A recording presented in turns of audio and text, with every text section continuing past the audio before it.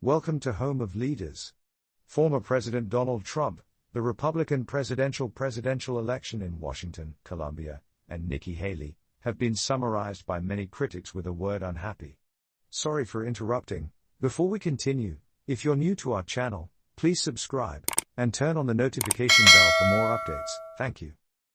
After the first defeat of Trump-Haley, the Republican Party since 2024, the leader's campaign, she said that the swamp with her queen and stated that she only won thanks to operators Lang and initiated from Colombia, who want to protect the situation ineffective. Later, Trump himself revealed his true social platform, but he deliberately stayed away from the voting DS, because this swamp from a very small person continued, using the nickname attack of his former U.S. ambassador to the United Nations. On weekends, we won Missouri, Idaho and Michigan, large quantities, the complete destruction of a very weak enemy. The really big numbers will come on Super Tuesday. Furthermore, go Crove Joe. He added. In a second post, Trump wrote, "Birdbrain is a fool with record low cases in almost every state." DeSantis beat her handily in Iowa and finished a fast second, then she ran onto the podium ahead of him and claimed victory. The INC and their claim that they will never stand against President Trump, the great president. Well, she ran away, lied and lost big. The U.S. Supreme Court has ruled that Donald Trump cannot be barred from running for president and he will appear in the Colorado primary on Tuesday. The Supreme Court's decision is a victory for the former president, who was expected to win the Republican nomination in the Super Tuesday contest.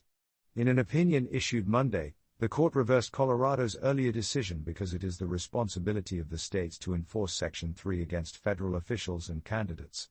Section 3 is a provision of the 14th Amendment, passed after the Civil War in 1868, to prevent former officials insurrectionary from regaining power. The Supreme Court said states may disqualify persons from holding or attempting to hold public office. However, it turns out that under the Constitution, the states have no power to enforce Art. 3 for federal positions, especially president. In an article for Truth Social minutes after the opinion piece was published, Trump said, "A great victory for America." While Monday's decision only applies to Colorado, it will set a precedent for other states, including Illinois and Maine, which also barred him from participating in primaries.